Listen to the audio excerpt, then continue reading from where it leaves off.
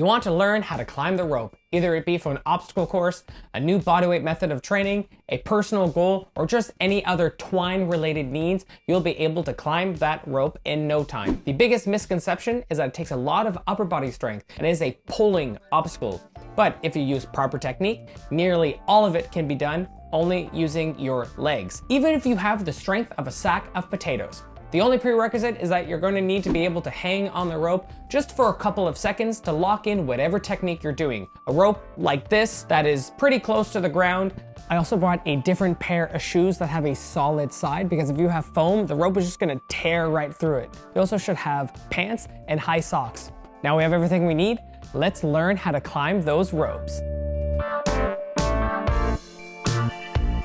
There are two common techniques. The S-hook, which is usually the first technique taught because it's a little bit easier to understand than the second technique, the J-hook. We're gonna start with the S-hook. First, you need to lock in your technique. For the S-hook, hang onto the rope and wrap the rope between your legs. It's usually your dominant leg. If it was wrapped properly, the rope should still be in the inside of your foot. This will be the most difficult part learning a technique, as you're trying to figure out where the rope needs to be and how it's supposed to hang while you're hanging, and that takes a little bit of strength. Next, you want to step onto the rope with the other foot somewhere on your laces. Then you want to lean back a little bit, kicking your feet in front of you with your foot angled up to keep the wrap.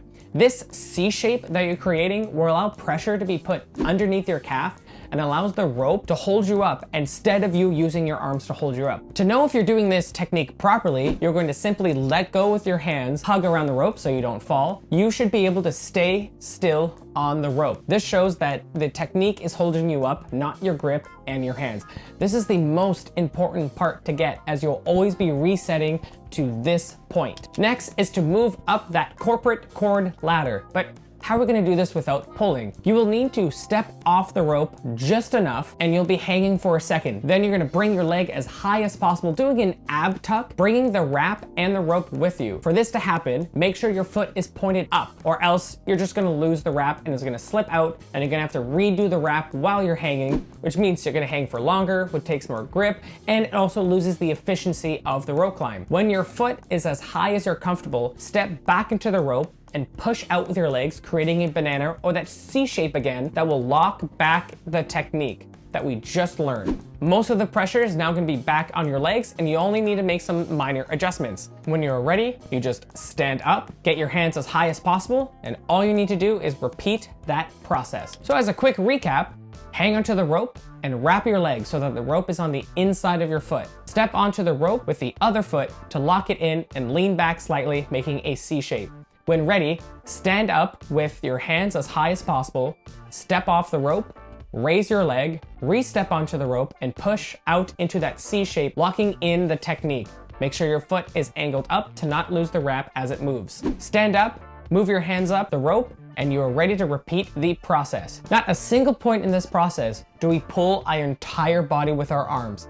It is all moving with our legs instead of moving with our arms. It's just gonna take a little bit of practice for your body to understand what muscles it needs to use, get used to the technique, and you'll be easily able to climb those ropes. Once you make it to the top, congratulations, that amazing achievement.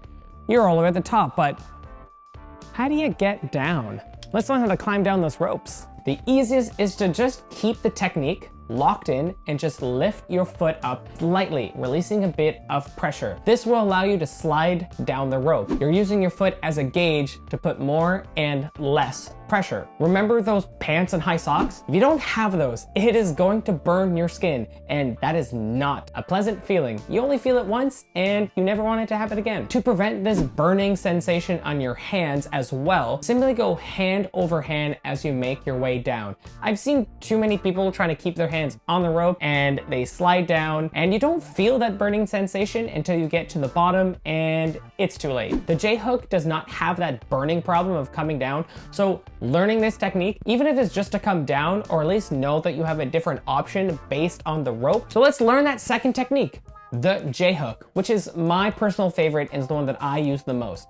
And the process is the same as the S-hook. Lock in the technique, let go of the technique, raise your legs, lock the technique, and stand back up. You might have noticed a couple of differences. The main one is how the rope is locked in, the fact that you don't make that C shape in order to lock it in even more, and how that you completely release the rope as you raise your legs. Because locking in the technique is harder to figure out when you're first learning, you need to be a little bit stronger or have more patience to learn this, as you'll be hanging much longer trying to figure this out. To lock in the technique, the rope will be hanging on the outside of your leg, usually your dominant leg. Now the other leg will cross over down behind, like doing a royal curtsy. Ooh, how do you do? This leg is going to pick up the rope, bring it to the middle, and place it on top of your foot. Just like the S hook, you'll be stepping on top of the rope. The difficult part of all this is figuring out the cross with your foot. But the good news is that sweet spot of trying to figure out where your foot and the rope needs to be to pick up all your weight, it is way more lenient and easier to find. As long as you get that rope on top of your foot, you can almost be anywhere in that space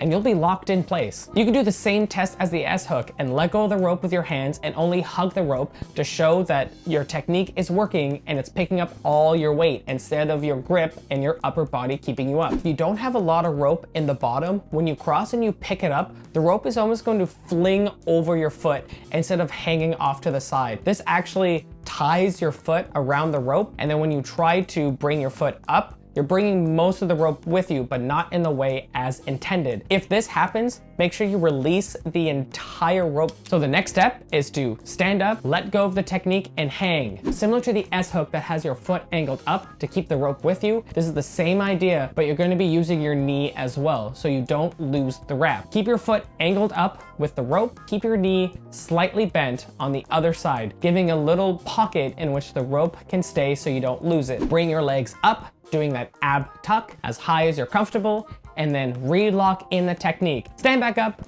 raise your arms as high as possible, and bam, you've just done it. That's the J hook, and that's what it's all about. Quick recap of the J hook. Hang on the rope with it on the outside of your foot, and use the other one to cross over, pick it up, and place it on top of your foot. Stand up with your hands high, and when ready, release the rope with your foot, bend your foot and your knee so you don't lose the wrap. Raise your legs as high as comfortable, relock in the technique. Stand up, move your hands up, and you're ready to repeat the process. The J hook is my technique of choice. I feel like I can climb the rope really, really fast. I'm very comfortable with it, and I just really enjoy it. The best part is climbing down with the J hook. It doesn't burn the side of your leg if you don't have socks or if you don't have pants. So we might as well learn how to climb down using the J hook. So climbing down the rope with the J hook, you just want to do the same thing and keep that technique locked in, and all you need to do is raise that foot a little bit to release that pressure, just like the other technique. As you release that pressure, you slide down and go hand over hand so it doesn't burn your hands. Those are just some things to think about while you're on the rope. There are other things that we can use in order to improve your technique as you get better, as you get stronger, and as you learn the techniques on the rope. Here are some helpful tips to think about as you practice. To save more time and energy, the higher you can get those legs, the least amount of moves you need to do on the rope before getting to the top, which means it's the least amount of times that you'll be letting go of your technique, which means the least amount of times you'll be hanging on the rope.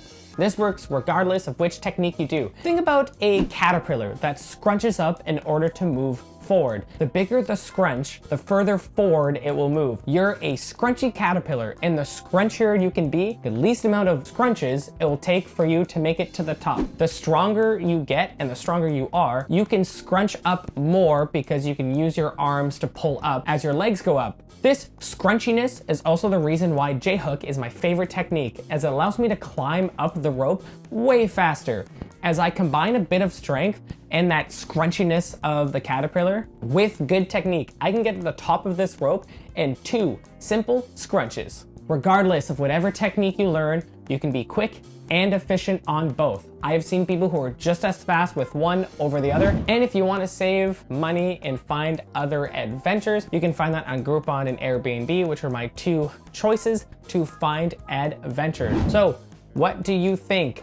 Is rope climbing technique a little bit easier than you thought? Are you surprised that you don't actually need to be able to pull your own body weight in order to learn rope climbing technique? Are you going to learn how to climb the rope? But if you are going to learn, rope climbing? Let me know down in the comments below, or you can always share your progress with me on social media, and I will see you at the next adventure.